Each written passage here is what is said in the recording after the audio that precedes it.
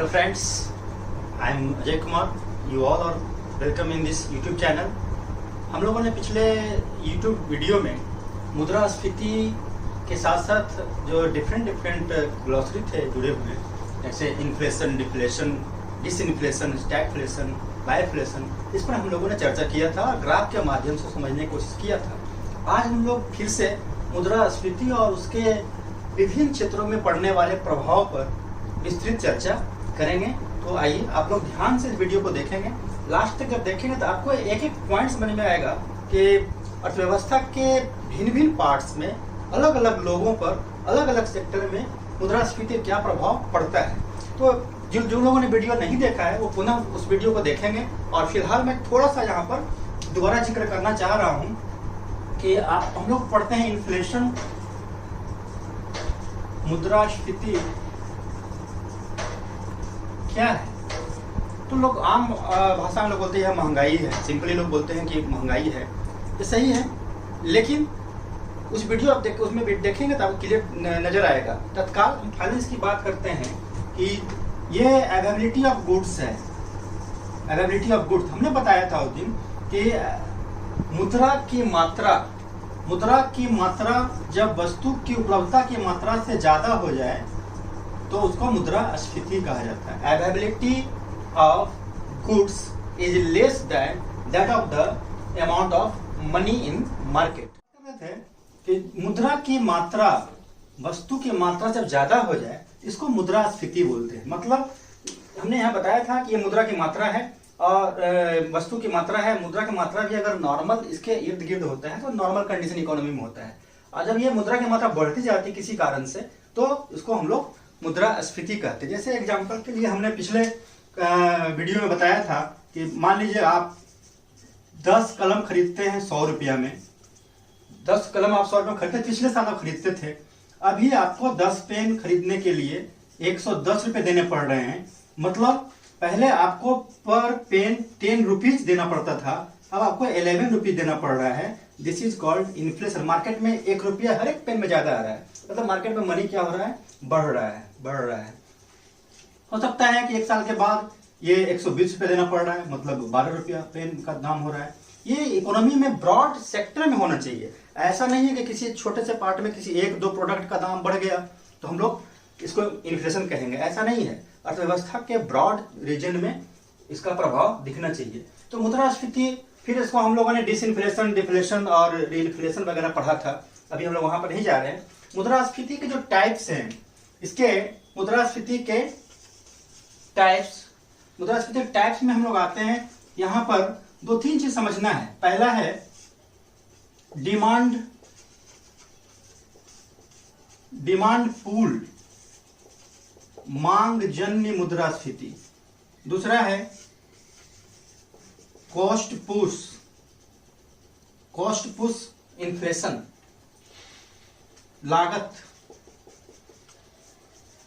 लागत जन्य. ये 2 इंपॉर्टेंट है. इसके अलावा एक और है, जब सप्लाई कम हो जाता है.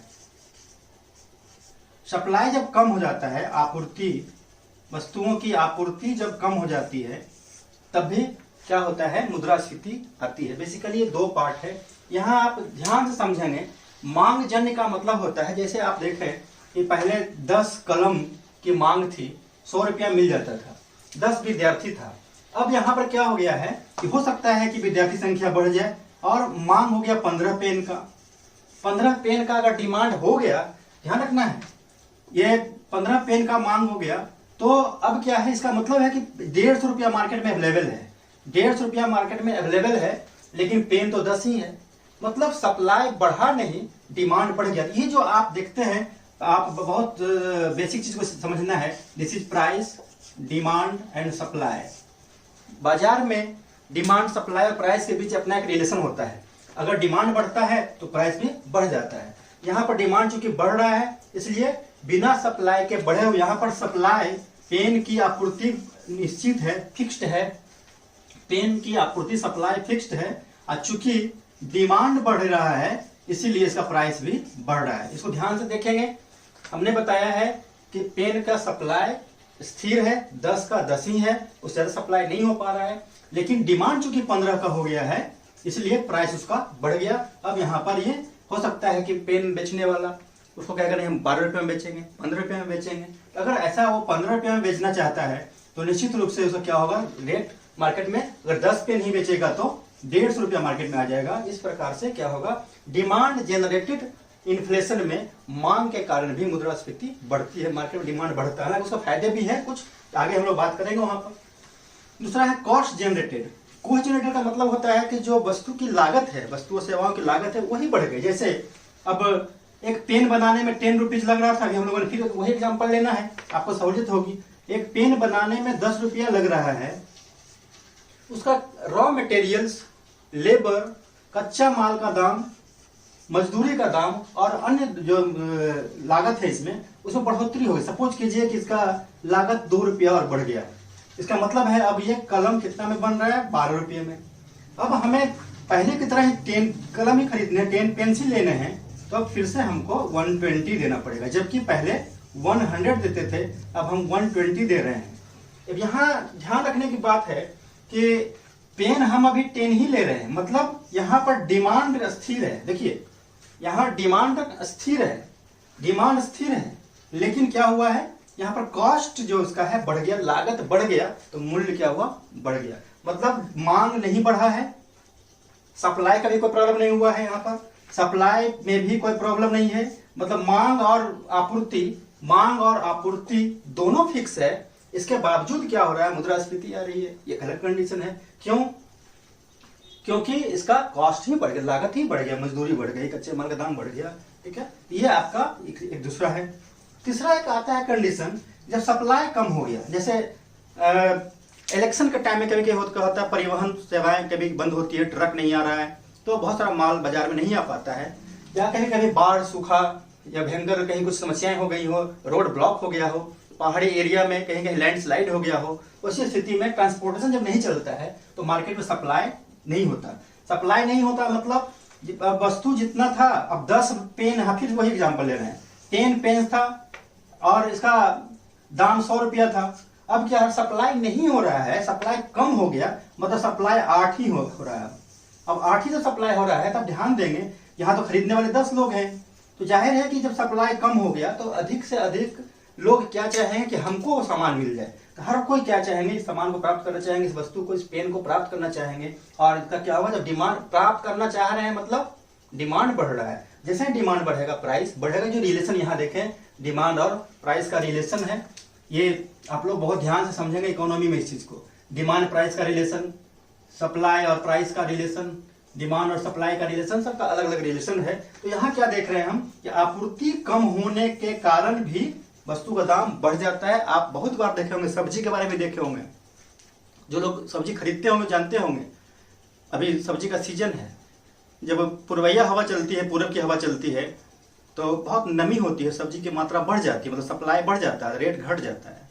और जब पछुआ हवा चलती है तो शुष्क हवाएं होती है, ज्योग्राफी का प्रभाव होता है, सब्जियां कम होती हैं, मतलब सप्लाई कम हो जाता है, रेट बढ़ जाता है। बाढ़ के दिनों में बहुत सारा जो है गतिविधि कम हो जाती है, सप्लाई कम हो जाता है, रेट बढ़ जाता है। तो सप्लाई कम होने के कारण भी क्या होता है, मार्केट में वस्तुओं की कमी हो जाती है, मतलब वस्तु का कमी हो गया। अब मुद्रा वही है, मुद्रा जहां था वही है, लेकिन वस्तु की मात्रा कम हो गई। देखिए इन्फ्लेशन का कंडीशन ऐसे ये आ गया। ये एक था इसको हम लोग बोलते हैं बोटल नेक इन्फ्लेशन। इस कंडीशन को, थर्ड वाले को हम लोग बोलते हैं बोटल नेक इन्फ्लेशन। ये ऐसे याद रखना है, बोटल नेक इन्फ्लेशन क्या है, जो सब सप्लाई कम हो जाने से मुद्रा की मात्रा मार्केट में बढ़ जाती है, मुद्रास्फीति होती है। तो ये अब यहाँ से हम आगे बात करते हैं कि किस किस वर्ग पे क्या प्रभाव पड़ता है। अब इसको आप देख रहे हैं, आप इतना बताने का पर्पस ही हमारा था डिमांड सप्लाई प्राइस का, ताकि बाकी सारे सेक्टर को आप समझ सकते हैं। जैसे पहला है प्रोड्यूसर, उत्पादक। अब आप खुद ही समझ सकते हैं कि मुद्रास्फीति में ध्यान देंगे, जब पहले कलम की कीमत 10 रुपये थी, अब वो 11 रुपया हो गया है, 12 रुपया हो गया है, मतलब ज्यादा कीमत मिल रहा है। प्रोड्यूसर क्या करेगा, प्रोड्यूसर ज्यादा प्रोडक्ट बनाएगा, ज्यादा बनाकर बेचना चाहेगा, तो निश्चित रूप से प्रोड्यूसर को फायदा होता है। ये एरो हम ऊपर की ओर दे रहे हैं, मतलब वो लाभान्वित हो रहा है। क्लियर से नजर आपको आ रहा होगा। उत्पादक को फायदा होता है, क्यों? क्योंकि उसका दाम बढ़ा हुआ है, उसी पेन को जो पहले 10 रुपये में बिक रहा था वही पेन उसको 11 में, 12 रुपये में, 13 में बिकेगा। हर पेन उसको फायदा होगा, प्रोड्यूसर को फायदा होगा। इसी प्रकार ट्रेडर्स को भी फायदा होता है। कोई वस्तु का दाम बढ़ रहा है, ज्यादा मार्जिन मिलता है उसको, वाणिज्यिक ग्रुप को फायदा होता है। लेकिन वर्कर्स, बेचारा वर्कर्स को क्या होता है? आप सपोज कीजिए एक वर्कर्स का जो वेतन मिल रहा है 300, 400, 500 रुपया उसको फिक्स सैलरी है। अब वो उसका बच्चा पढ़ रहा है घर में, पहले वो कलम में 10 रुपया खर्च करता था, अब वो 12 रुपया खर्च करेगा। मतलब आमदनी उतना ही है लेकिन खर्च ज्यादा है, उसको नुकसान हो रहा है, उसको घाटा लग रहा है। या फिर चावल का कीमत 25 रुपये किलो है, अगर बढ़कर 30 रुपये किलो हो गया तो बेचारे को इनकम उतना ही मिल रहा है, लेकिन पर केजी 5 रुपये ज्यादा उसको लग रहा है। तो ये वर्कर्स को यहाँ क्या होगा? नुकसान होगा, लॉस होगा, इसको प्रॉफिट होगा, ये ध्यान रखेंगे। अब यहां देखिए उपभोक्ता जो कंज्यूमर है, कंज्यूमर का क्या होता है? कंज्यूमर दो तरह का होता है, फिक्स्ड इनकम वाला, निश्चित आय वाले, दूसरा वेरिएबल इनकम, परिवर्तनशील आय वाले। निश्चित आय वाले मतलब नौकरी पेशा लोग, जिनको जो वेतन भोगी लोग होते हैं, मजदूर होते हैं, वो निश्चित आय वाले हैं, तो उनको मजदूरी तो उतना ही मिल रहा है। अगर कल उनको 500 मिल रहा था तो आज भी 500 मिल रहा है, कल भी 500 मिलेगा, वेतन तो बढ़ा नहीं, लेकिन वस्तुओं का दाम बढ़ गया तो यहाँ पर इनको लॉस होता है, लॉस। लेकिन वेरिएबल इनकम वाले कोई फर्क नहीं पड़ रहा। जैसे कोई ऑटो चला रहा है तो हो सकता है कि महंगाई बढ़ेगी तो अपना दाम वो बढ़ा सकता है। कोई ठेला वाला है, सब्जी वाला है, कहीं और कोई काम करने वाला व्यक्ति है, बिजनेस मैन जो ऊपर हम लोग पढ़े थे, जिनका वेरिएबल इनकम में वेरिएशन है, उनको ज़्यादा फर्क नहीं पड़ता है, वो उसी अनुसार अपना इनकम को बढ़ाने की कोशिश करते हैं, इनको फायदा होता है, मतलब इनको ज़्यादा घाटा नहीं होता है इस तरह से। दूसरा सेविंग का क्या होगा? अब आप खुद समझ सकते हैं, ये बताने का मेरा पर्पस यही था कि बहुत कम ही बताने से आपको ज़्यादा फायदा हो जाए। आप देखें, आप जिस पेन को 10 में खरीदते थे, 12 में खरीद रहे हैं, 15 में खरीद रहे हैं, या कोई भी वस्तु को आप ज्यादा में खरीद रहे हैं, चावल 25 रुपये किलो से 30 रुपये किलो खरीद रहे हैं, तो क्या सेविंग पर असर होगा? निश्चित रूप से होगा। सेविंग क्या होगा? सेविंग निश्चित रूप से कम हो जाएगा, सेविंग कम हो जाएगा, लेस कम होगा सेविंग। एक्सपोर्ट पर क्या असर पड़ेगा? निर्यात पर क्या असर पड़ेगा? अब आप देखें, यहाँ ध्यान रखना है कि थोड़े समय के लिए, हालांकि निर्यात यहाँ पर थोड़ा ड्यूअल इफेक्ट होता है, समझने की जरूरत है। थोड़े समय के चूंकि व्यापारियों को ज्यादा फायदा हो रहा है तो हो सकता है कि एक्सपोर्ट ज्यादा हो जाए शुरू में, लेकिन सरकार वहां पर बार बार नजर रख रही है। तो गवर्नमेंट क्या करती है? मुद्रास्फीति के दौर में चूंकि वस्तुओं को और वस्तु मुद्रा के बैलेंस को, है ना, एक तरह रखना, साम्यता उसमें रखनी है, तो वस्तु के आपूर्ति को बढ़ावा देने की कोशिश करती है। सरकार भी एक्सपोर्ट को उस समय रोक देती है, कंट्रोल करती है, कम करती है। तो ओवरऑल एक्सपोर्ट क्या होगा? यहाँ पर घट जाएगा, कम हो जाएगा। तो उसका उल्टा क्या होगा? सरकार कोशिश करेगी इससे कोई वस्तु का, हमारे प्याज की कमी हो गई मार्केट में, दाम बढ़ गया, महंगाई आ गई, तो सरकार क्या करती है? बाहर से उसको आयात करती है। तो आयात यहाँ बढ़ेगा, आयात बढ़ेगा, इंपोर्ट यहाँ बढ़ेगा, क्योंकि डिमांड है मार्केट में इसलिए इंपोर्ट बढ़ेगा। आपूर्ति ज्यादा करना है, इंपोर्ट बढ़ेगा। तो फिर पब्लिक डेट है, अगला है सार्वजनिक ऋण। ऋण की मात्रा क्या होगी? क्योंकि मार्केट में पैसा ज्यादा है, बैंक के पास ज्यादा पैसा है, तो लोन देने की कैपेसिटी बढ़ जाएगी, तो पब्लिक डेट क्या होगा? बढ़ जाएगा। इसी प्रकार इंडस्ट्रियल डेवलपमेंट, जैसे आप देख रहे हैं, जब वस्तु का दाम बढ़ रहा है, प्रोड्यूसर प्रोडक्ट ज्यादा बनाना चाहता है, ट्रेडर ज्यादा ट्रेड कर रहा है, मतलब इंडस्ट्रियल डेवलपमेंट क्या होगा? बढ़ेगा। इस समय ऐसी स्थिति में इंडस्ट्रियल डेवलपमेंट क्या होता है? ज्यादा होती है। और एम्प्लॉयमेंट क्या होगा? यहाँ पर चूंकि ज्यादा, ध्यान रखना है, दोनों एक जुड़ा हुआ चीज है। जब इंडस्ट्रियल डेवलपमेंट होगा, प्रोड्यूसर ज्यादा प्रोड्यूस करेगा, ट्रेडर ज्यादा ट्रेड करना चाहेगा, निश्चित रूप से एम्प्लॉयमेंट बढ़ेगा, लोगों को ज्यादा से ज्यादा नौकरी देगा, ज्यादा लोगों को एम्प्लॉयमेंट में रखेगा, लोगों को एम्प्लॉयमेंट बढ़ेगा यहाँ पर, मतलब बेरोजगारी कम होगी। हाँ, बार बार यहाँ पर ध्यान रखना है कि हर चीज की सीमा होती है, इन्फ्लेशन की भी सीमाएं होती है। मैंने पिछले वीडियो में भी बताया था, इस तरह से आपको देखें, ये इस तरह से एक है ना, इन्फ्लेशन, डिसइन्फ्लेशन, डिफ्लेशन, स्टैगफ्लेशन के बारे में बताया था हमने। अगर ये ज्यादा हो जाएगा इस तरह से तो फिर ये ठीक नहीं है, इट इज नॉट गुड।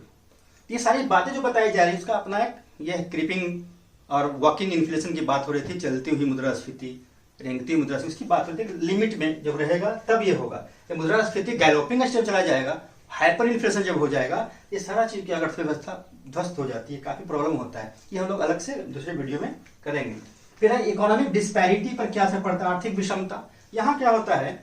आर्थिक विषमता मतलब एक इनकम ग्रुप के लोग को ज्यादा इनकम है, दूसरे को कम इनकम है। डिस्पैरिटीज में बढ़ती है, खाई जब बढ़ती है, इसको हम लोग, है ना, इकोनॉमिक डिस्पैरिटी बोलते हैं। जैसे इसको ज्यादा फायदा हो रहा है प्रोड्यूसर को, व्यापारी को, इंडस्ट्रियल क्लास को, जबकि वर्किंग पर्सन को, फिक्स इनकम वाले को कम आमदनी हो रही है, छोटे छोटे बिजनेसमैन को कम आमदनी हो रही है। इसका मतलब है कि विषमता यहाँ बढ़ेगी, आर्थिक विषमता बढ़ेगी। मैं समझ रहा हूँ कि आपको दिखाई पड़ रहा होगा नीचे, आप लोग ध्यान देंगे नहीं तो आवाज मेरी सुनेंगे। दूसरा है पब्लिसिटी ऑफ बैंकिंग और इंश्योरेंस। बैंकिंग और इंश्योरेंस, बैंकिंग वाले क्या करते हैं कि चूंकि उस समय इंश्योरेंस वाले जब मार्केट में पैसे ज्यादा हो जाता है तो चाहते हैं कि सेविंग बढ़ाए, लोगों का सरकार भी चाहती है मॉडल सोल्यूशन के तहत चाहती है कि इनकम ऐसे ऐसे स्कीम लाया जाता है कि लोग LIC में पैसे जमा करें, इंश्योरेंस कराए सरकारी क्षेत्र में या प्राइवेट क्षेत्र में, या फिर बैंक में पैसे जमा करें तो सेविंग स्कीम बढ़ जाता है। इंटरेस्ट रेट हो सकता है कि थोड़ा बढ़ा दिया जाए ताकि मार्केट में से पैसा यहाँ निकल जाए, इस तरह से लोग जमा कर सकते हैं। तो बैंकिंग और इंश्योरेंस सेक्टर भी क्या होता है यहाँ बढ़ जाता है। एक और है क्वेश्चन बार बार आता है कि क्रेडिटर को क्या होगा, बोरोवर को क्या होगा। तो क्रेडिटर को जैसे सपोज कीजिए कि अब किसी व्यक्ति ने 1000 रुपया किसी से उधार लिया पिछले दिन में। अब हमने यहाँ बताया था कि मुद्रा की मात्रा बढ़ गई है तो वस्तु का दाम बढ़ गया, मुद्रा का मूल्य घट गया, वस्तु का दाम बढ़ गया। 1000 रुपया में सपोज कीजिए कि 1000 रुपये में कोई सामान वो खरीद रहा है, किताब ही लेना है, तो सपोज कीजिए 5 बुक्स उसको हो रहे हैं, ठीक है।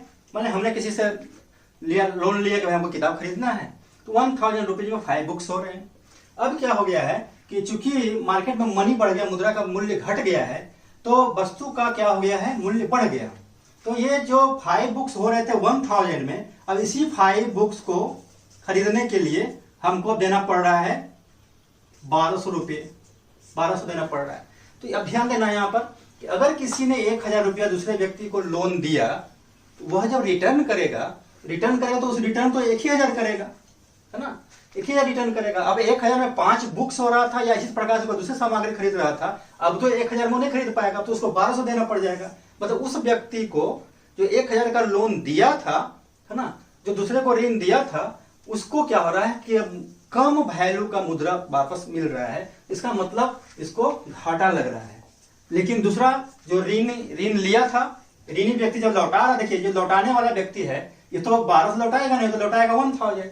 मतलब इस 1000 के उधार को उसने लिया, लेकिन अब वस्तु खरीदने में 1200 रुपये लग रहा है, तो वह 1200 लौटा नहीं रहा, कितना लौटा रहा है, 1000 ही लौटा रहा है।